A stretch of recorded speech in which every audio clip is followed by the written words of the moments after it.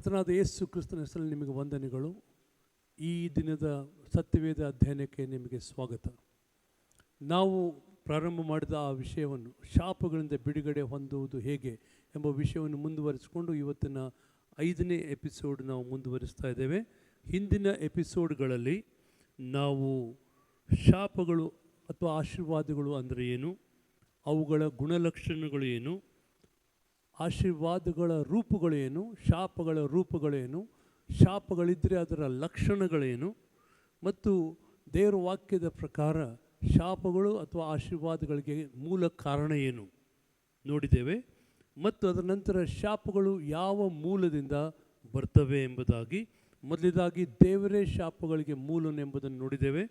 ಆನಂತರ ಶಾಪಗಳ ಬೇರೆ ಮೂಲಗಳಲ್ಲಿ ದೇವರ ಪರವಾಗಿ ಮಾತನಾಡುವ ಜನರು ಅವರು ಶಾಪಗಳನ್ನು ಹಾಕಿದರೆ ಸಂಭವಿಸ್ತದೆ ಅಂತ ನೋಡಿದ್ದೇವೆ.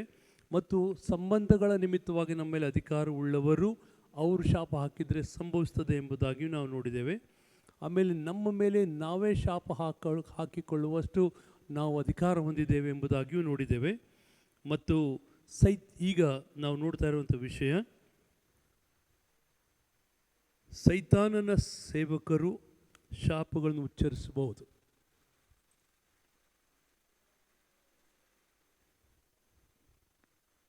ಸೈತಾನನ ಸೇವಕರು ಶಾಪಗಳನ್ನು ಉಚ್ಚರಿಸಬಹುದು.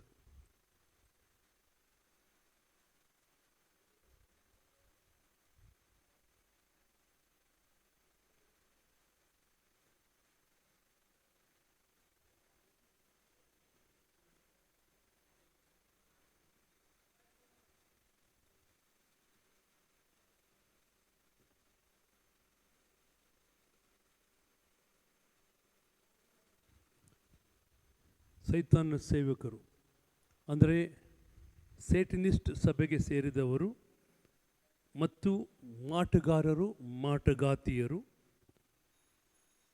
ಮತ್ತು ಇಂಥದ ಅನೇಕ ಹೊಲಸಾದ ರಹಸ್ಯ ದುಷ್ಟ ವಿದ್ಯೆಗಳಲ್ಲಿ ತೊಡಗಿದವರು ಶಾಪ ಹಾಕಿದರೆ ಶಾಪವಾಗ್ತದೆ. ಅರಣ್ಯಕಾಂಡ 22:4-6.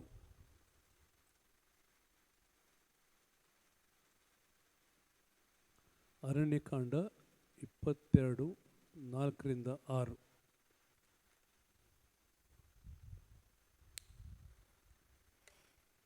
ಆ ವಚನಗಳನ್ನು ಓದ್ತೇನೆ. ಅರಣ್ಯಕಾಂಡ 22:4-6.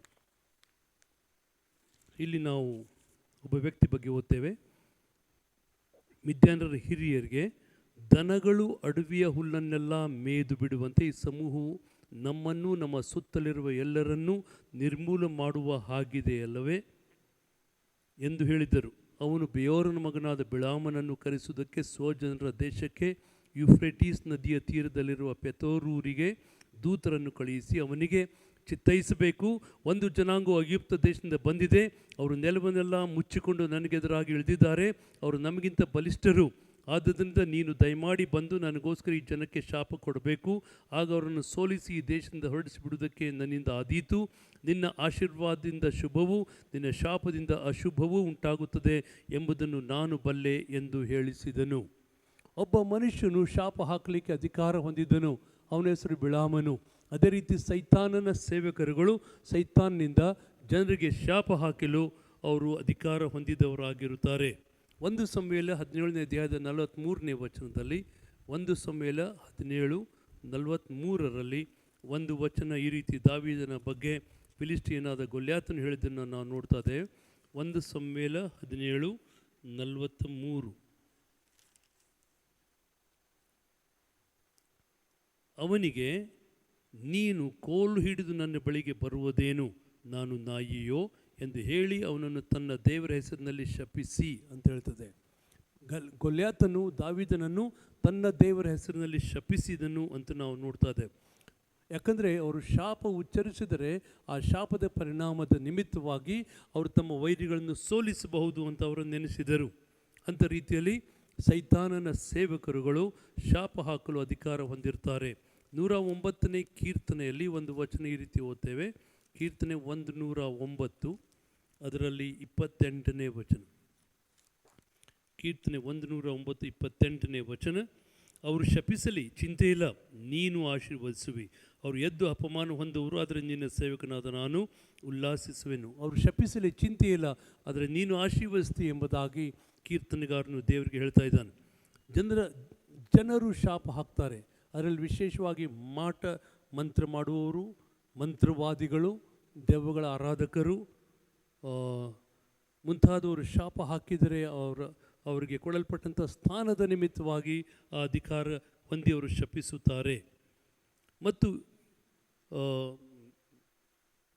ಸೈತಾನ್ನ ಜನರು ಈ ರೀತಿ ಶಾಪ ಹಾಕುವಂತೆ, ಅವರು ದೇವಜನರನ್ನು ಬಾಧಿಸುವಂತೆ ಉಪವಾಸ ಮಾಡಿ ಪ್ರಾರ್ಥನೆ ಮಾಡ್ತಾ ಇದ್ದಾರೆ.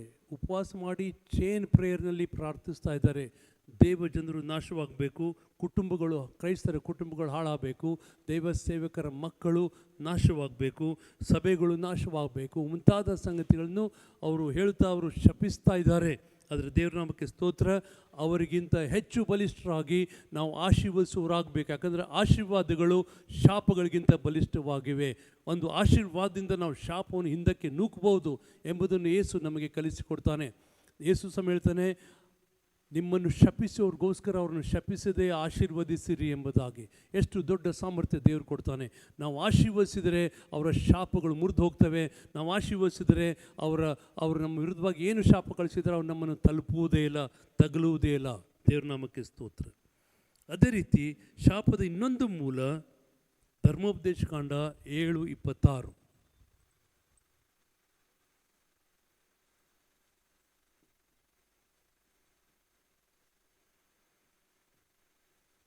ಧರ್ಮೋಪದೇಶ ಕಾಂಡ 7:26 ಏನು ಹೇಳ್ತದೆ? ಧರ್ಮೋಪದೇಶ ಕಾಂಡ 7:26 ನಾವು ಈ ಸಂಗತಿಯನ್ನು ಭಾಳ ಎಚ್ಚರಿಕೆಯಿಂದ ನಾವು ಓದಿಕೊಳ್ಳೋಣ. ಧರ್ಮೋಪದೇಶ ಕಾಂಡ 7ನೇ ಅಧ್ಯಾಯದ 26ನೇ ವಚನ. ಅದು ಕೇವಲ ಯೆಹೋವನದಾಗುವುದಕ್ಕೆ ನಾಶವಾಗತಕ್ಕದ್ದಾಗಿರುವುದರಿಂದ ನೀವು ಅಂಥ ವಸ್ತುವನ್ನು ಮನೆಯೊಳಕ್ಕೆ ತಂದು ಅದರಂತೆಯೇ ನಾಶಕ್ಕೆ ಗುರಿಯಾಗಬಾರ್ದು. ನೀವು ಅದನ್ನು ಅಸಹ್ಯಪಟ್ಟು ಮುಟ್ಟದಿರಬೇಕು. ಶಾಪಗ್ರಸ್ತವಾದ ವಸ್ತುಗಳು ಇರುತ್ತವೆ. ಅವುಗಳನ್ನ ನಾವು ನಮ್ಮ ಮನೆಯಲ್ಲಿ ತಂದರೆ ಅವುಗಳ ಆ ವಸ್ತುಗಳ ನಿಮಿತ್ತವಾಗಿ ನಮಗೆ ಶಾಪ ಉಂಟಾಗ್ತದೆ. ಅದ ಕಾರಣ ನಾವು ಅವುಗಳನ್ನು ಪರೀಕ್ಷೆ ಮಾಡಿ ನಮ್ಮ ಮನೆಯೊಳಗೆ ಅವುಗಳನ್ನು ಹುಡುಕಿ ನಮ್ಮ ಆತ್ಮದೊಳಗೆ ದೇವರ ಆತ್ಮನ ಪ್ರೇರೇಪಣೆ ಕೊಟ್ಟು ಈ ಸಂಗತಿ ನಿನ್ನ ಮನೆಯಲ್ಲಿ ಇರಬಾರ್ದಂತ ಯಾವುದನ್ನು ತೋರಿಸ್ತಾ ಇದ್ದಾನೆ ಅಂಥವುಗಳು ನಮ್ಮ ಮನೆಯಿಂದ ಹೊರಗೆ ಹಾಕಬೇಕ್ರಿ. ಅದು ಸುಂದರವಾದ ಒಂದು ಬೊಂಬೆ ಆಗಿರ್ಬೋದು, ಒಂದು ಕ್ರೂಜೆ ಆಗಿರ್ಬೋದು, ಮರಿಯಳ ಮೂರ್ತಿ ಆಗಿರ್ಬೋದು, ಯೇಸುವಿನ ಮೂರ್ತಿ ಆಗಿರ್ಬೋದು, ಅಥವಾ ಕ್ರೂಜೆಗೆ ಹಾಕಲ್ಪಟ್ಟಂಥ ಯೇಸುವಿನ ಒಂದು ಹಿತ್ತಾಳೆಯ ವಸ್ತು ಆಗಿರ್ಬೋದು, ಎಂಥದೇ ಆಗಿರ್ಬೋದು. ದೇವರ ವಾಕ್ಯದ ಪ್ರಕಾರ ಅಂಥ ವಸ್ತುಗಳೊಳಗೆ ಜನರು ಮಂತ್ರವಾದಿಗಳು ಮಾಟ ಮಂತ್ರಗಳನ್ನು ಮಾಡಿ ಅವುಗಳಲ್ಲಿ ಶಾಪ ಹಾಕಿ ಕಳಿಸಿರಲಿಕ್ಕೆ ಸಾಧ್ಯ. ನಮ್ಮೊಬ್ಬ ಸಂಬಂಧಿಕರು ಅವ್ರಿಗಾಗಿ ನಾವು ಎಷ್ಟು ಪ್ರಾರ್ಥನೆ ಮಾಡಿದರೂ ಅವರು ಪವಿತ್ರಾತ್ಮ ಅಭಿಷೇಕ ಹೊಂದಿಕೊಳ್ಳಲಿಲ್ಲ. ಆದ ಕಾರಣ ನಾವು ಸ್ವಲ್ಪ ಹೊತ್ತು ಕೂತ್ಕೊಂಡು ವಿಚಾರ ಮಾಡಿದ್ದು. ಆವಾಗ ನನ್ನ ಲಕ್ಷ್ಯ ಅವರು ಕುತ್ತಿಗೆಯಲ್ಲಿ ಹಾಕಿಕೊಂಡಂಥ ಒಂದು ಸ್ಟೇನ್ಲೆಸ್ ಸ್ಟೀಲಿನ ಕ್ರಾಸ್ ಕಡೆ ಹೋಯಿತು, ಕ್ರೂಜೆ ಕಡೆ. ನಾನು ಅವ್ರು ಕೇಳಿದೆ, ಈ ಕ್ರೂಜೆ ಯಾಕೆ ಹಾಕ್ಕೊಂಡಿದ್ದೀರಿ? ಒಬ್ಬರು ಕೊಟ್ಟಿದ್ದಾರೆ, ಅದಕ್ಕೆ ನಾನು ಹಾಕ್ಕೊಂಡೆ ಅಂತ ಹೇಳಿದರು. ಆವಾಗ ನಾನು ಅವ್ರು ಕೇಳಿದೆ, ಅದನ್ನು ತೆಗೆದುಬಿಡ್ರಿ ಅಂತ. ಅವರು ಅದನ್ನು ತೆಗೆದರು. ಆ ಕ್ರೂಜೆಯನ್ನು ತಮ್ಮ ಕುತ್ತಿಗೆ ಮೇಲಿಂದ ತೆಗೆದುಬಿಟ್ಟರು. ತೆಗೆದ ಮೇಲೆ ಅವ್ರಿಗೋಸ್ಕರ ಪ್ರಾರ್ಥನೆ ಮಾಡಿದ ಕೂಡಲೇ ಅವರು ಪವಿತ್ರ ಆತ್ಮನ ಅಭಿಷೇಕ ಹೊಂದಿದರು. ಎಷ್ಟು ವೇಳೆ ಇಂಥ ಶಾಪಗ್ರಸ್ತವಾದ ವಸ್ತುಗಳು ನಮ್ಮನ್ನು ಆಶೀರ್ವಾದ ಹೊಂದದಂತೆ ತಡೆಯುತ್ತವೆ. ಕೆಲವು ಮನೆಗಳಲ್ಲಿ ಅಂತ ತಂದಿಟ್ಟಿರ್ತಾರೆ, ಅವರು ಅಭಿವೃದ್ಧಿನೇ ಆಗೋದಿಲ್ಲ. ಯಾಕಂದರೆ ಶಾಪದ ವಸ್ತುಗಳು ಮನೆಯಲ್ಲಿರ್ತವೆ. ಚಿಕ್ಕ ಮಕ್ಕಳಿಗೆ ಗೊಂಬೆ ಅಂತೆ ಅವರ ಹುಟ್ಟಿದಬ್ಬದ ಸಮಯದಲ್ಲಿ ಕೊಡ್ತಾರೆ. ಅದನ್ನು ಮಕ್ಕಳು ಸಂತೋಷದಿಂದ ತೆಗೆದುಕೊಂಡಾಗ ಆ ಮಕ್ಕಳಿಗೆ, ಮಕ್ಕಳ ತಂದೆ ತಾಯಿಗಳಿಗೆ ಶಾಪ ಉಂಟಾಗುವಂತೆ ಕೆಲವರು ಅದರೊಳಗೆ ಶಾಪ ಹಾಕಿ ಮಾಟ ಮಂತ್ರ ಮಾಡಿ ಕಳಿಸಿರ್ತಾರೆ. ಆದ ಕಾರಣ ಅಂಥ ವಸ್ತುಗಳನ್ನು ನಾವು ನಮ್ಮ ಮನೆಯಲ್ಲಿ ತರಬಾರ್ದು. ಅದೇ ಸಮಯದಲ್ಲಿ 6ನೇದಾಗಿ ಶಾಪದ ಮೂಲಗಳು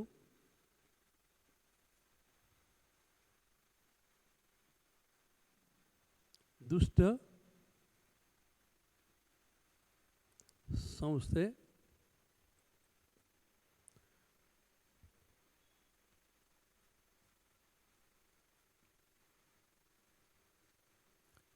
ಸೈತಾನನಿಗೆ ಸಂಬಂಧಪಟ್ಟ ಸಮಾಜಗಳು,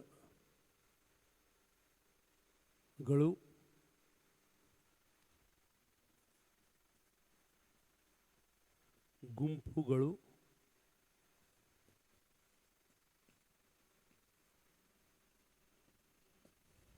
ಮುಂತಾದರೊಂದಿಗೆ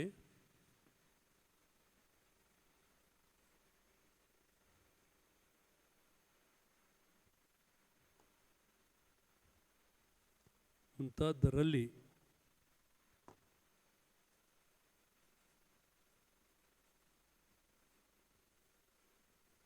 ಸದಸ್ಯತ್ವ ಹೊಂದಲು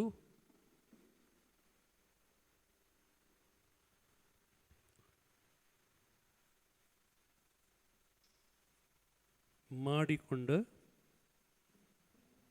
ಪ್ರತಿಜ್ಞೆಗಳು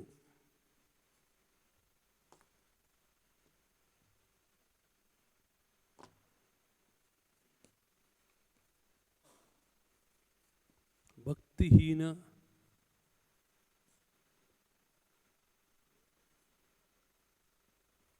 ಪ್ರತಿಜ್ಞೆಗಳು ಶಪಥಗಳು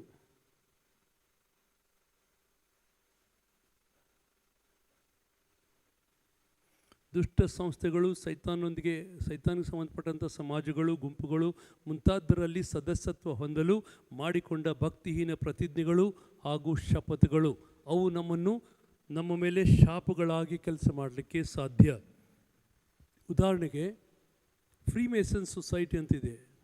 ಅವರ ಗುಂಪಿನಲ್ಲಿ ನಾವು ಸದಸ್ಯರಾಗಬೇಕಂತ ಬಯಸಿದರೆ ನಾವು ಅವರೊಂದಿಗೆ ಅವ್ರು ಹೇಳಿದಂಥ ಶಪಥಗಳನ್ನು ಹೇಳಬೇಕಂತ ಬಯಸ್ತಾರೆ. ಅವರ ಒಂದು ಆಲಯ ಅಥವಾ ಅವರ ಒಂದು ಹಾಲ್ನಲ್ಲಿ ಒಂದು ಸಮಾಧಿ ಪೆಟ್ಟಿಗೆ ಆಕಾರದ ಒಂದು ಚಿತ್ರ ನೆಲದ ಮೇಲೆ ಬರೆದಿರ್ತಾರೆ ಅಥವಾ ಒಂದು ಸಮಾಧಿ ಪೆಟ್ಟಿಗೆನೇ ಇಟ್ಟಿರ್ತಾರೆ. ಅದರೊಳಗೆ ಮೆಂಬರ್ ಆಗಬೇಕು, ಹೊಸದಾಗಿ ಮೆಂಬರ್ ಆಗಬೇಕಂದವನು ಅದರೊಳಗೆ ಹೋಗಿ ನಿಂತ್ಕೊಳ್ಬೇಕು.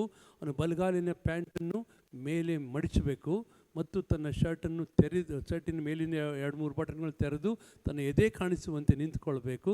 ಆವಾಗ ಅವರ ಗುರು, ಅವರ ನಾಯಕ, ಅವನ ಆರಾಧನೆ ಹೊಂದತಕ್ಕ ನಾಯಕ ಅಂತ ಅವನಿಗೆ ಹೆಸರಿದೆ, ವರ್ಷಿಪ್ಫುಲ್ ಮಾಸ್ಟರ್. ಅವನು ಬಂದು ತನ್ನ ಕಡೆ ಒಂದು ಸಣ್ಣ ಚಿಕ್ಕದಾದಂಥ ಬೆಳ್ಳಿಯ ಕತ್ತಿ ಇರ್ತದೆ. ಆ ಕತ್ತಿಯನ್ನು ಅವನ ಎದೆಗೆ ಚುಚ್ಚಿ ಹಿಡಿದು ಅವನ ಕಡೆಯಿಂದ ಆ ವ್ಯಕ್ತಿಗೆ ಶಪಥ ಹೇಳ್ಕೊಡ್ತಾನೆ. ಆ ಶಪಥ ಈ ಮನುಷ್ಯ ಹೇಳಬೇಕು. ಏನು ಶಪಥ? ನಾನು ಈ ಗುಂಪಿನ ಒಂದು ರಹಸ್ಯವನ್ನು ಬಿಟ್ಟು ಕೊಟ್ಟರೆ, ಯಾರಿಗಾದರೂ ಹೇಳಿಬಿಟ್ರೆ, ರಹಸ್ಯವನ್ನು ರಟ್ಟು ಮಾಡಿದರೆ ನಾನು ಶಾಪ ಹೊಂದಲಿ, ನನ್ನ ಶರೀರ ಅದು ಸಮಾಧಿ ಮಾಡಲ್ಪಡದಂತೆ ಬಿದ್ದು ಹೋಗಲಿ, ನನ್ನ ಕಣ್ಣುಗಳನ್ನು ಅಡವಿಯ ಪಕ್ಷಿಗಳು ತಿನ್ನಲಿ, ಆಕಾಶದ ಪಕ್ಷಿಗಳು ತಿನ್ನಲಿ, ನನ್ನ ಹೃದಯವನ್ನು ಅಡವಿಯ ನಾಯಿ ನರಿಗಳು ತಿನ್ನಲಿ ಎಂಬುದಾಗಿ ಶಾಪ. ಅದೇ ಸಮಯದಲ್ಲಿ ನನ್ನ ಹೆಂಡತಿ ಬೇರೆಯವನ ಹೆಂಡತಿ ಆಗಲಿ, ಬೇರೆಯವನಿಗೆ ಕೆಲಸ ಮಾಡುವಂಥ ಕೆಲಸಗಾತಿ ಆಗಲಿ, ನನ್ನ ಮಕ್ಕಳು ಬೀದಿ ಭಿಕಾರಿಗಳಾಗಲಿ ಅನ್ನುವಂತೆ ಹೇಳಲ್ಪಡುವಂಥ, ನನ್ನ ಆಸ್ತಿಯನ್ನು ಬೇರೆಯವರು ಕಸ್ಕೊಳ್ಳಿ ಅಂತ ಹೇಳಲ್ಪಡುವಂಥ ಸಂಗತಿ ಇದು ಶಪಥ ಮಾತ್ರವಲ್ಲ, ಇದು ಶಾಪ. ಅದರಿಂದ ಏನು ಒಳ್ಳೆಯದಾಗುವುದಿಲ್ಲ ರೀ, ಶಾಪ ಉಂಟಾಗ್ತದೆ ಅಷ್ಟೇ. ಆದರೆ ಅದರಲ್ಲಿ ನೀವು ಬೆಳೀತಾ ಹೋದರೆ ಮುಂದಿನ ಹಂತಕ್ಕೆ, ಮುಂದಿನ ಲೆವೆಲ್ಗೆ ನೀನು ಹೋಗ್ಬೇಕಂತಂದರೆ ಅಲ್ಲಿ ಇದಕ್ಕಿಂತ ಕಷ್ಟದಾದಂಥ, ಇನ್ನೂ ಹೊಲಸಾದಂಥ ಇನ್ನೊಂದು ಒಂದು ಶಪಥ ಎಂಬಂತೆ ಹೇಳಬೇಕಾಗ್ತದೆ. ಅಂಥ ರೀತಿಯಲ್ಲಿ ಕೆಲವು ಸಂಸ್ಥೆಗಳಿವೆ. ಆ ಸಂಸ್ಥೆಗಳಲ್ಲಿ ನಾವು ಸದಸ್ಯರಾಗಬೇಕಂದ್ರೆ ಇಂಥ ಶಾಪಗಳನ್ನು ಹೇಳಿಸ್ತಾರೆ. ಅಂಥ ರೀತಿಯಲ್ಲಿ ನಾವೇನಾದರೂ ಶಪಥಗಳನ್ನು ಹೇಳಿ ನಾವು ಸದಸ್ಯರಾಗಿದ್ದರೆ ಇವತ್ತು ನಾವು ಪಶ್ಚಾತ್ತಾಪ ಪಡಬೇಕು. ಸ್ವಾಮಿ, ನನಗೆ ಗೊತ್ತಿರಲಿಲ್ಲ, ನಾನು ಅದರಲ್ಲಿ ಹೋಗಿ ಸದಸ್ಯನಾಗಿದ್ದೇನೆ, ಇಂಥ ಶಪಥ ಹೇಳಿದ್ದೇನೆ, ದಯಮಾಡಿ ನನಗೆ ಕ್ಷಮಿಸು, ನನಗೆ ಅದಕ್ಕೆ ಸಂಬಂಧ ಇಲ್ಲ ಸ್ವಾಮಿ, ನನ್ನ ಅದರಿಂದ ಬಿಡುಗಡೆ ಮಾಡು, ಈ ಒಂದು ಶಪಥದ ನಿಮಿತ್ತವಾಗಿ ಉಂಟಾದ ಶಾಪಗಳನ್ನು ಮುರಿದು ಹಾಕು ಸ್ವಾಮಿ ಅಂತ ದೇವರಿಗೆ ಒಪ್ಪಿಸಿಕೊಡೋಣ. ಅದೇ ಸಮಯದಲ್ಲಿ ನಾವು ಇನ್ನೂ ಕೆಲವು ಸಂಗತಿಗಳನ್ನು ಇದಕ್ಕೆ ಸಂಬಂಧಪಟ್ಟಂತೆ ನೋಡಿಕೊಳ್ಳಲಿಕ್ಕಿದ್ದೇವೆ. ಅದನ್ನು ಆಮೇಲೆ ನಾವು ನಿಲ್ಲಿಸ್ತೇವೆ. Thank you Jesus. 7ನೇದಾಗಿ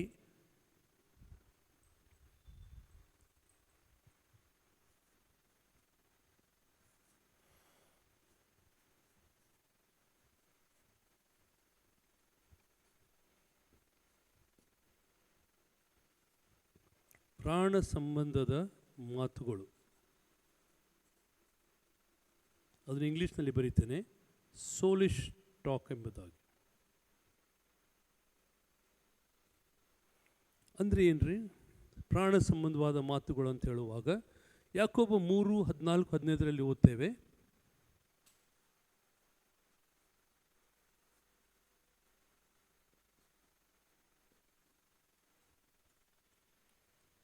ಯಾಕೋಬ 3:14-15 ಈ ರೀತಿ ಓದ್ತೇವೆ.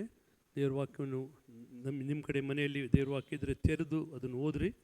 ಯಾಕೋಬ 3ನೇ ಅಧ್ಯಾಯ ಅದರ 14-15 ವಚನಗಳು.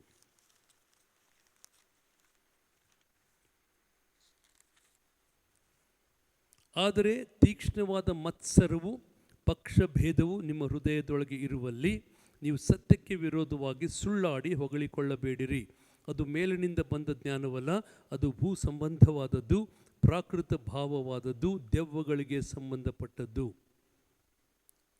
ತೀಕ್ಷ್ಣವಾದಂಥ ಮತ್ಸರ ಪಕ್ಷಭೇದ ಇಟ್ಟುಕೊಂಡು ನಾವು ಯಾರಿಗಾದರೂ ವಿರೋಧವಾಗಿ ನಾವು ಗುಣಗುಟ್ಟಿದರೆ ಅಥವಾ ಹರಟೆ ಕೊಚ್ಚಿದರೆ, ತಪ್ಪಾಗಿ ಬೇರೆಯವ್ರ ಬಗ್ಗೆ ಮಾತುಗಳನ್ನು ಆಡಿದರೆ, ಅದು ಅವರ ಜೀವನದಲ್ಲಿ ಹೋಗಿ ಅವರಿಗೆ ಶಾಪವಾಗಿ ಅವ್ರ ಮೇಲೆ ಕೆಲಸ ಮಾಡಲಿಕ್ಕೆ ಸಾಧ್ಯ. ಅದ ಕಾರಣ ದೇವರ ವಾಕ್ಯದಲ್ಲಿ ನಾವು ಓದ್ತೇವೆ, ಮತ್ತಾಯ 12:36ರಲ್ಲಿ, ಮತ್ತಾಯ 12:36,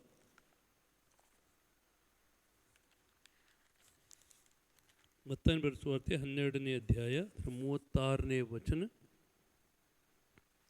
ಇದಲ್ಲದೆ ನಾನು ನಿಮಗೆ ಹೇಳುವುದೇನೆಂದರೆ, ಮನುಷ್ಯರು ಸುಮ್ಮನೆ ಆಡುವ ಪ್ರತಿಯೊಂದು ಮಾತಿನ ವಿಷಯವಾಗಿ ನ್ಯಾಯ ವಿಚಾರಣೆಯಿಂದಲೇ ಉತ್ತರ ಕೊಡಬೇಕು. ಸುಮ್ಮನೆ ಆಡುವ ಮಾತುಗಳು, ಕೆಲವು ಸುಮ್ಮನೆ ಕೂತ್ಕೊಂಡು ತಾಸುಗಟ್ಟಲೆ ಫೋನ್ನಲ್ಲಿ ಹರಟೆ ಕೊಚ್ತಾ ಇರ್ತಾರೆ ಅಥವಾ ಇಬ್ಬರು ಕೂಡಿಕೊಂಡು ಮಾತಾಡ್ತಾ ಇರ್ತಾರೆ. ಆ ಸಮಯದಲ್ಲಿ ನಡುವೆ ಬೇರೆಯವ್ರ ಬಗ್ಗೆ ವಿನಾಕಾರಣವಾಗಿ ಬೇರೆಯವ್ರ ಬಗ್ಗೆ ತಪ್ಪಾದ ಅಲ್ಲಸಲ್ಲದ ಮಾತುಗಳನ್ನು ಮಾತಾಡ್ತಾ ತಾವು ಮಜಾ ಮಾಡ್ತಾ ಇರ್ತಾರೆ. ಆದರೆ ಅವರ ಮಾತುಗಳು ಹೊಟ್ಟೆ ಕಿಚ್ಚಿನ ಮಾತುಗಳು, ಸೊಕ್ಕಿನ ಮಾತುಗಳು, ಅಥವಾ ಅದು ಬೇರೆಯವ್ರ ವಿರುದ್ಧವಾಗಿ ಮಾತಾಡಿದಂಥ ಸಂಗತಿಗಳು, ಅವು ಹೋಗಿ ಬೇರೆಯವ್ರ ಮೇಲೆ ಏನು ಪರಿಣಾಮ ಬೀರ್ತವೆ ಅಂತ ಇವ್ರಿಗೆ ಗೊತ್ತಿಲ್ಲ. ಇಂಗ್ಲೀಷ್ನಲ್ಲಿ ಅದಕ್ಕೆ ಜಲಸಿ ಅಂತ ಹೇಳ್ತಾರೆ, ಕನ್ನಡದಲ್ಲಿ ಹೊಟ್ಟೆ ಕಿಚ್ಚು. ಹೊಟ್ಟೆಯೊಳಗಿನ ಬೆಂಕಿಯನ್ನು ನಾವು ಬಾಯೊಳಗಿಂದ ಕಾರ್ತಾ ಇದ್ದೇವೆ. ಅಂಥ ರೀತಿಯಲ್ಲಿ ಬೇರೆಯವ್ರ ಬಗ್ಗೆ ನಾವು ತಪ್ಪಾಗಿ ಮಾತನಾಡುವಾಗ ಅದು ನಿಜವಾಗಿ ಹೋಗಿ ಬೇರೆಯವ್ರಿಗೆ ಹೊಟ್ಟೆಗೆ ಪರಿಣಾಮ ಬೀರ್ತದೆ, ಹೊಟ್ಟೆಯೊಳಗೆ ಅಲ್ಸರ್ ಆಗುವಂತೆ ಮಾಡ್ತದೆ, ಹೊಟ್ಟೆ ನೋವಾಗುವಂತೆ ಮಾಡ್ತದೆ, ಹೊಟ್ಟೆಯ ಕೆಲಸಗಳಿಗೆ ಅಡ್ಡಿ ಮಾಡ್ತದೆ. ಒಬ್ಬ ದೇವರ ಸೇವಕರು ಡೆರೆಕ್ ಪ್ರಿನ್ಸ್ ಎಂಬುದಾಗಿ ಅವರು ತಮ್ಮ ದೇಶವನ್ನು ಬಿಟ್ಟು ಅವರು ಯುರೋಪ್ ಖಂಡದ ಒಂದು ದೇಶದೊಳಗೆ ವಾಕ್ಯ ಬೋಧಿಸಲಿಕ್ಕೆ ಹೋದಾಗ, ಒಂದು 2ನೇ ದಿವಸ ಅಥವಾ 3ನೇ ದಿವಸ ಇರ್ಬೋದು, ಬೆಳಗ್ಗೆ ಅದು ಮೊದಲಿನ ಮಾರ್ನಿಂಗ್ ಸೆಷನ್ಗೆ ಹೋಗ್ಬೇಕಂತ ತಯಾರಾಗಿ ಹೊರಬೀಳಬೇಕನ್ನೋ ಸಮಯದಲ್ಲಿ ವಿಪರೀತ ಹೊಟ್ಟೆ ನೋವಿನಿಂದ ಅವ್ರು ಬಳಲಿಕ್ಕೆ ಆರಂಭಿಸಿದ್ರು. ಕೆಳಗೆ ಬಿದ್ದು ನೆಲದಲ್ಲಿ ಉಳ್ಳಾಡ್ತಾ ಇದ್ದಾರೆ, ಅಷ್ಟು ನೋವಾಗ್ತಾ ಇದೆ, ತಾಳಿಕೊಳ್ಳಿಕ್ಕೆ ಆಗ್ತಾ ಇಲ್ಲ. ಆ ಸಮಯದಲ್ಲಿ ಅವರು ದೇವರಿಗೆ ಕೇಳಿದರು, ಸ್ವಾಮಿ ಇದು ಏನು, ಯಾಕೆ ಹಿಂಗೆ ಆಗ್ತಾ ಇದೆ ಅಂತ. ದೇವರು ಅವ್ರಿಗೆ ಹೇಳಿದ, ಸ್ಪಷ್ಟವಾಗಿ ಹೇಳಿದ, ನಿನ್ನ 3 ಸ್ನೇಹಿತರು, ಅವರು 3 ಮಂದಿ ಹೆಸರು ಹೇಳಿದ ದೇವರು, ಇವರು ಒಂದು ಕಡೆ ಕೂತ್ಕೊಂಡು ನಿನ್ನ ವಿರುದ್ಧವಾಗಿ ಮಾತನಾಡ್ತಾ ಇದ್ದಾರೆ, ಅವರ ಮಾತುಗಳ ಪರಿಣಾಮ ನಿನಗೆ ಹೀಗೆ ಆಗ್ತಾ ಇದೆ. ಸ್ವಾಮಿ ಇದ್ರ ಬಗ್ಗೆ ನಾನೇನು ಮಾಡಬೇಕು ಅಂತ ಅವ್ರು ಕೇಳಿದರು. ಯೇಸು ಸ್ವಾಮಿ ಹೇಳಿದ, ನೀನು ಅವರನ್ನು ಕ್ಷಮಿಸು ಮತ್ತು ಅವರ ಮಾತುಗಳ ಪರಿಣಾಮವನ್ನು ಮುರಿ ಎಂಬುದಾಗಿ. ಅವರು, ಸ್ವಾಮಿ ಈ ಪ್ರಿಯರನ್ನು ಅವ್ರು ಮಾತಾಡಿದ ಈ ವಿಷಯಗಳ ಬಗ್ಗೆ ನಾನು ಅವ್ರನ್ನ ಕ್ಷಮಿಸ್ತೇನೆ ಸ್ವಾಮಿ, ಮತ್ತು ತಂದೆಯಾದ ದೇವರೇ ಅವರು ನುಡಿದಂಥ ಮಾತುಗಳ ಪರಿಣಾಮವನ್ನು ಯೇಸು ನಾಮದಲ್ಲಿ ಮುರಿತೇನೆ ಅಂತ ಹೇಳುವಾಗ ತಕ್ಷಣ ಅವ್ರಿಗೆ ಬಿಡುಗಡೆ ಆಯಿತು. ವಾಕ್ಯ ಸಾರಿದರು, ತಮ್ಮ ಸೇವೆ ಮುಗಿಸಿದರು. ತಮ್ಮ ದೇಶಕ್ಕೆ ತಿರುಗಿ ಬಂದಾಗ ತಮ್ಮ 3 ಸ್ನೇಹಿತರನ್ನು ಕರೆದರು. ದಯಮಾಡಿ ಬರ್ರಿ ಇವತ್ತು ಚಾಕುಡಿನ ಕೂಡಿ ಮಾತಾಡೋಣ ಅಂತ. ಆ 3 ಮಂದಿ ಸ್ನೇಹಿತರು ಬಂದು ಮಾತಾಡ್ತಿರುವಾಗ ಅವರು ಡೆರೆಕ್ ಪ್ರಿನ್ಸ್ ಅವರು ತಮ್ಮ ಸ್ನೇಹಿತರಿಗೆ ಕೇಳಿದರು, ನೀವು ಇಂಥ ತಾರೀಕಿಗೆ ನೀವೆಲ್ಲಿದ್ದಿರಿ? ಅಲ್ಲೇ ಒಂದು ಕಡೆ ಕೂಡಿದ್ದೀರಿ, ಮಾತಾಡ್ತಾ ಇದ್ವಿ, ಏನು ಮಾತಾಡ್ತಾ ಇದ್ರಿ ಅಂತ ಕೇಳುವಾಗ ಅವ್ರು ಒಮ್ಮೆಲೆ ಒಬ್ರಿಗೊಬ್ರು ಮುಖ ನೋಡಿಕೊಂಡ್ರೆ, ಯಾಕಂದರೆ ಇವರು ವಿರುದ್ಧವಾಗಿ ಅವರು ಆ ದಿನದಲ್ಲಿ ಮಾತಾಡ್ತಾ ಇದ್ದರು. ಆದ ಕಾರಣ ಅವರು ಅವಾಗ ಒಪ್ಪಿಕೊಂಡ್ರು, ದಯಮಾಡಿ ಕ್ಷಮಿಸಬೇಕು, ನಿಮ್ಮ ವಿರುದ್ಧವಾಗಿ ನಾವು ಕೂತ್ಕೊಂಡು ಮಾತಾಡ್ತಾ ಇದ್ದೆವು. ಅವಾಗ ಅವ್ರು ಹೇಳಿದ್ರು, ನಿಮಗೆ ಗೊತ್ತಿಲ್ಲ ನಿಮ್ಮ ಮಾತುಗಳ ಪರಿಣಾಮ ಏನಾಗ್ತಾ ಇತ್ತು ನನ್ನ ಮೇಲೆ. ನಾನು ಬೇರೆ ದೇಶದಲ್ಲಿದ್ದೇನೆ, ಬೇರೆ ಖಂಡದಲ್ಲಿದ್ದೇನೆ, ಅಲ್ಲಿ ನನ್ನ ಮೇಲೆ ನಿಮ್ಮ ಮಾತುಗಳು ಹೊಟ್ಟೆ ನೋವಿನ ರೂಪದಲ್ಲಿ, ವಿಪರೀತವಾದ ಸಹಾಯಕತೆ ರೂಪದಲ್ಲಿ ನನ್ನನ್ನು ಬಾಧಿಸಿದವು, ಯಾಕಂದರೆ ನಿಮ್ಮ ಮಾತುಗಳು ನನ್ನ ಮೇಲೆ ಶಾಪವಾಗಿ ಪರಿಣಮಿಸಿದವು ಎಂಬುದಾಗಿ. ಅಂಥ ರೀತಿಯಲ್ಲಿ ಎಷ್ಟೋ ಜನರು ನಿಮ್ಮ ವಿರುದ್ಧವಾಗಿಯೂ ಮಾತಾಡ್ತಾ ಇರ್ಬೋದ್ರಿ.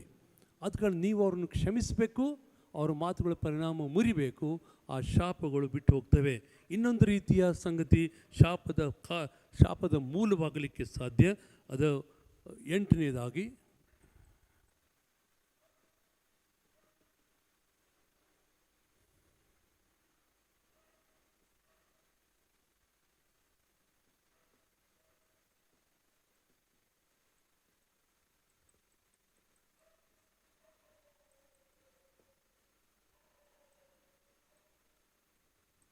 ಅವ್ರಿಗೆ ಇಂಗ್ಲೀಷ್ನಲ್ಲಿ ಸೋಲಿಶ್ ಪ್ರೇಯರ್ಸ್ ಅಂತ ಹೇಳ್ತಾರೆ, ಪ್ರಾಣ ಸಂಬಂಧವಾದ ಪ್ರಾರ್ಥನೆಗಳು.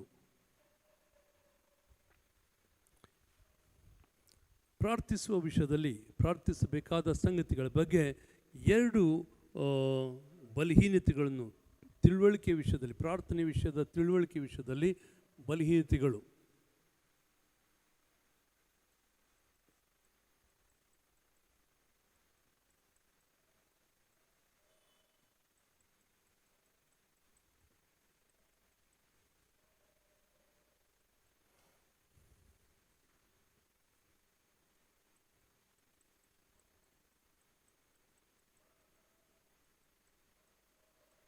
ಬಲಹೀನತೆಗಳು ಒಂದು, ಅದರಲ್ಲಿ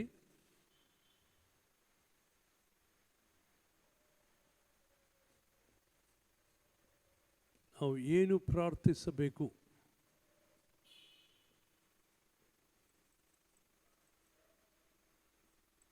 ಅಂತ ಗೊತ್ತಿಲ್ಲ.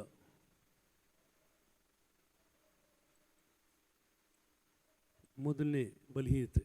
ಎರಡನೇದು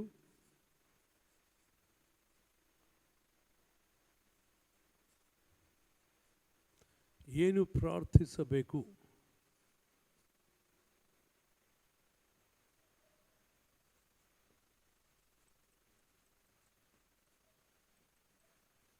ಎಂದು ಗೊತ್ತಿದ್ದರೂ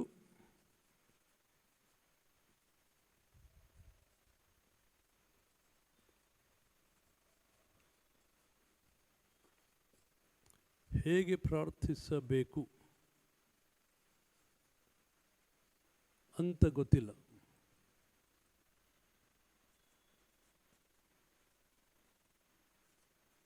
ಇವು ಬಲಹೀನತೆಗಳು.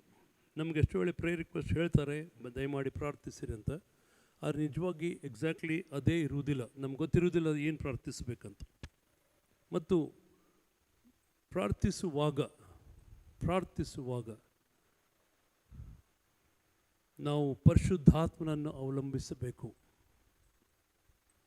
ಇದು ಬಹಳ ಮುಖ್ಯವಾದುದು.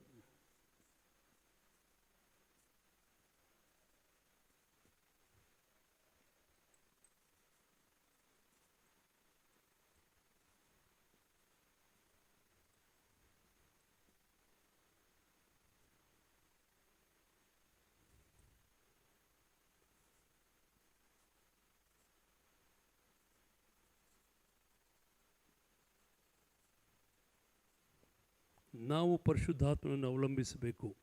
ರೋಮಾಪುರದವರಿಗೆ ಬರೆದ ಪತ್ರಿಕೆ ಅದರ 8ನೇ ಅಧ್ಯಾಯ 26-27ನೇ ವಚನಗಳು. ರೋಮಾಯ 8:26-27ನೇ ವಚನಗಳು. ದೇವರ ವಾಕ್ಯದಲ್ಲಿ ಅವುಗಳು ನೋಡೋಣ. ರೋಮಾಪುರದವ್ರಿಗೆ ಬರೆದ ಪತ್ರಿಕೆ 8ನೇ ಅಧ್ಯಾಯ ಅದರ 26-27ನೇ ವಚನಗಳು. ಹಾಗೆ ಪವಿತ್ರಾತ್ಮನು ಸಹ ನಮ್ಮ ಅಶಕ್ತಿಯನ್ನು ನೋಡಿ ಸಹಾಯ ಮಾಡುತ್ತಾನೆ. ಹೇಗೆಂದರೆ ನಾವು ತಕ್ಕ ಪ್ರಕಾರ ಏನು ಬೇಡಿಕೊಳ್ಳಬೇಕೋ ನಮಗೆ ಗೊತ್ತಿಲ್ಲದ್ದರಿಂದ ಪವಿತ್ರಾತ್ಮನು ತಾನೇ ಮಾತಿಲ್ಲದಂಥ ನರಳಾಟದಿಂದ ನಮಗೋಸ್ಕರ ಬೇಡಿಕೊಳ್ಳುತ್ತಾನೆ. ಆದರೆ ಹೃದಯಗಳನ್ನು ಶೋಧಿಸಿ ನೋಡುವಾತನಿಗೆ ಪವಿತ್ರಾತ್ಮನ ಮನೋಭಾವವು ಏನೆಂದು ತಿಳಿದದೆ. ಆ ಆತ್ಮನು ದೇವರ ಚಿತ್ತಾನುಸಾರವಾಗಿ ದೇವ ಜನರಿಗೋಸ್ಕರ ಬೇಡಿಕೊಳ್ಳುವನೆಂದು ಆತನು ಬಲ್ಲನು. ದೇವರಾತ್ಮನಿಗೆ ಗೊತ್ತಿದ್ದರೆ ಏನು ಪ್ರಾರ್ಥನೆ ಮಾಡಬೇಕು, ಹೇಗೆ ಪ್ರಾರ್ಥನೆ ಮಾಡಬೇಕು. ಆದ ಕಾರಣ ನಾವು ದೇವರಾತ್ಮನನ್ನು ಅವಲಂಬಿಸಬೇಕು. ಪ್ರಾರ್ಥನೆ ಮಾಡುವಾಗ ದೇವರು ಪ್ರಾರ್ಥನೆಯನ್ನು ಸ್ವೀಕಾರ ಮಾಡಬೇಕಂತಂದರೆ 2 ಕರಾರುಗಳಿವೆ.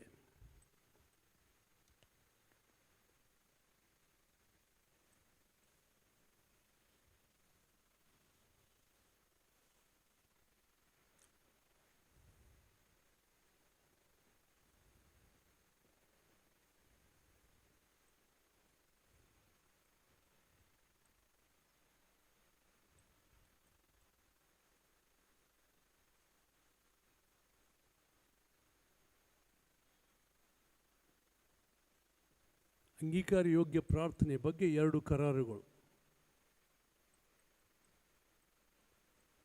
ಒಂದು, ಯೇಸುವಿನ ಮೂಲಕ ಪ್ರಾರ್ಥಿಸಬೇಕು.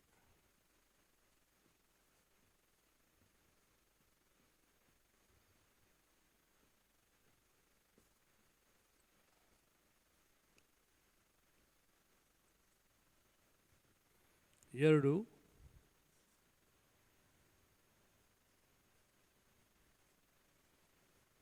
ಪವಿತ್ರಾತ್ಮನ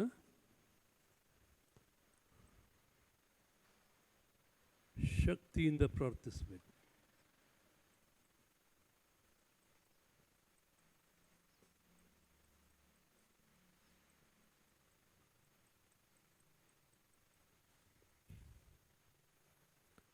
ಎಫೆಸ 2ನೇ ಅಧ್ಯಾಯ 18ನೇ ವಚನ, ಎಫೆಸ 6ನೇ ಅಧ್ಯಾಯ 18ನೇ ವಚನ. ಎಫೆಸ 2:18, ಎಫೆಸ 6:18. ದೇವರ ವಾಕ್ಯದಲ್ಲಿ ನೋಡಿಕೊಳ್ಳೋಣ.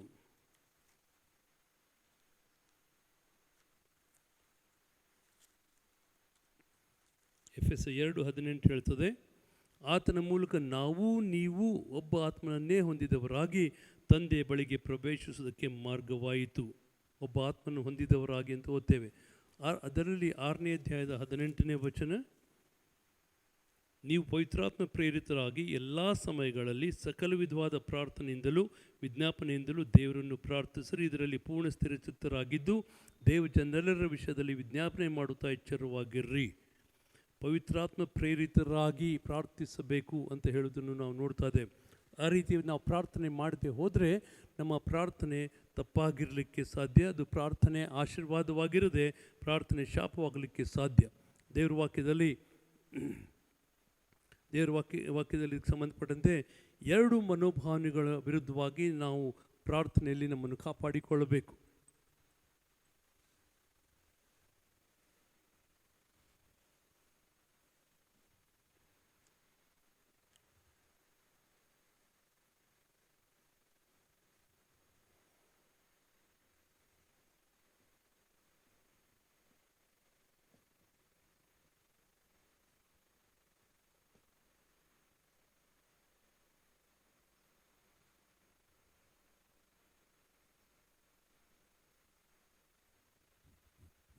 ಎರಡು ಮನೋಭಾವನೆಗಳ ಬಗ್ಗೆ ಅಥವಾ ಧೋರಣೆಗಳ ಬಗ್ಗೆ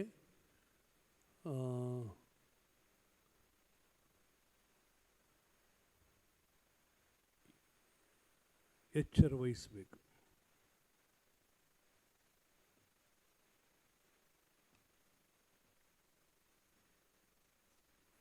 ಮೊದಲನೇದಾಗಿ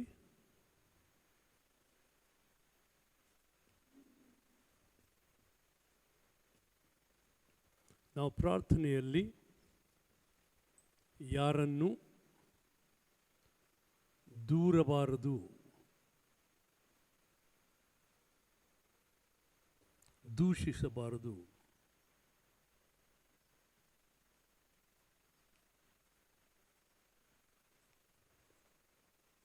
ಎರಡನೇದಾಗಿ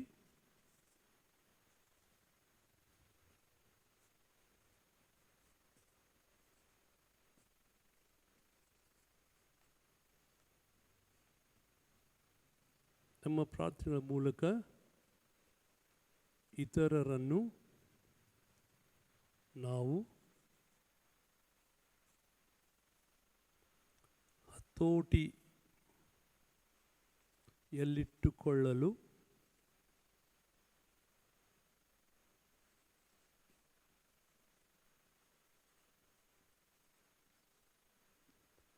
ಇಟ್ಟುಕೊಳ್ಳಬಾರದು. ಯೋಚನೆ ಮಾಡಿರಿ, ಎಷ್ಟು ಮೋಸಕರವಾದ ರಹಸ್ಯವಾದ ಈ ಧೋರಣೆಗಳು ಅಥವಾ ಈ ನಡವಳಿಕೆಗಳು ಪ್ರಾರ್ಥನೆ ವಿಷಯದಲ್ಲಿ. ಸೋಲಿಶ್ ಆ್ಯಟಿಟ್ಯೂಡ್ ಅಂತ ಹೇಳ್ತಾರೆ. ಸೋಲಿಶ್ ಆ್ಯಟಿಟ್ಯೂಡ್, ಮನೋಭಾವನೆಗಳು.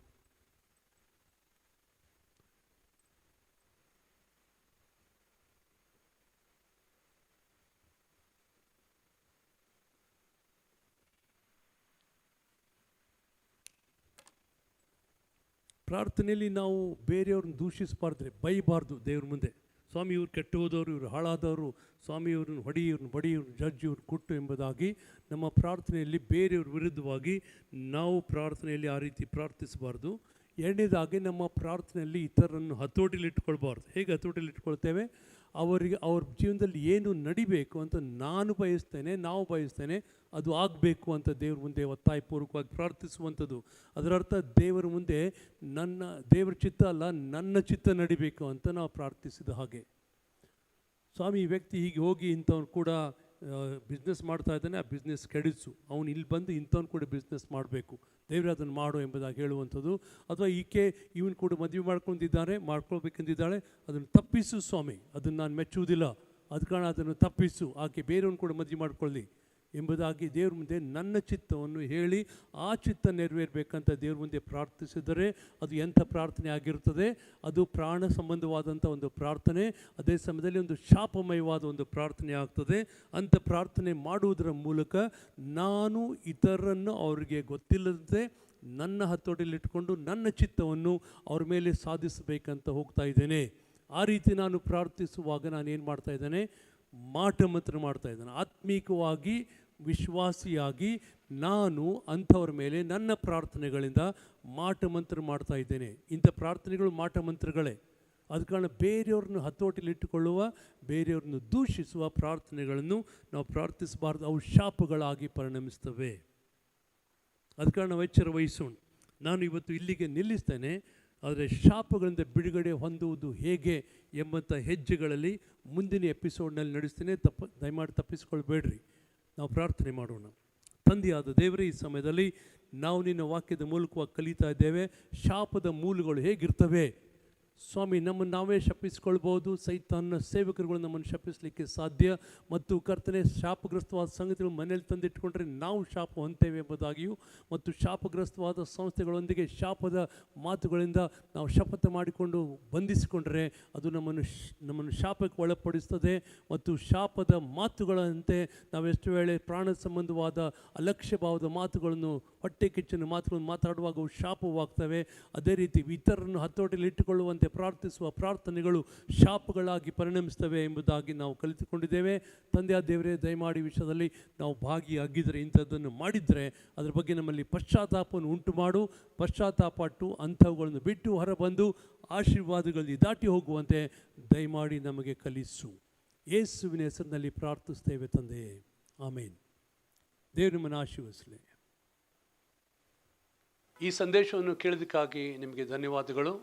ಮತ್ತು ನಮ್ಮ ಪ್ರತಿಯೊಂದು ಸೇವೆಯ ಒಂದು ಸಂದೇಶಗಳನ್ನು ನೀವು ಕೇಳಬೇಕಂತ ನಾವು ಬಯಸ್ತೇವೆ. ಅದ ಕಾರಣ ನಮ್ಮ ಯೂಟ್ಯೂಬ್ ಚಾನೆಲ್ಗೆ ಸಬ್ಸ್ಕ್ರೈಬ್ ಮಾಡಿರಿ ಮತ್ತು ಬೆಲ್ ಐಕನ್ ಒತ್ತಿರಿ. ಪ್ರತಿ ಸಾರಿ ನಮ್ಮ ಸಂದೇಶ ಬರುವಾಗ ನಿಮಗೆ ಒಂದು ನೋಟಿಫಿಕೇಷನ್ ಬರ್ತದೆ ನಿಮ್ಮ ಮೊಬೈಲ್ನಲ್ಲಿ. ಆವಾಗ ನೀವು ಯಾವ ಸಮಯದಲ್ಲಿ ಇದನ್ನು ಕೇಳಬೇಕು ನಿಮ್ಗೆ ಗೊತ್ತಾಗ್ತದೆ. ಮತ್ತು ಹೊಸ ಸಂದೇಶಗಳಿಂದ ನೀವು ಹೆಚ್ಚಾಗಿ ಆಶೀರ್ವದಿಸಲ್ಪಡುತ್ತೀರಿ. ದೇವರು ನಿಮ್ಮನ್ನು ಬಲವಾಗಿ ಆಶೀರ್ವದಿಸಲಿ. ಆಮೇನ್.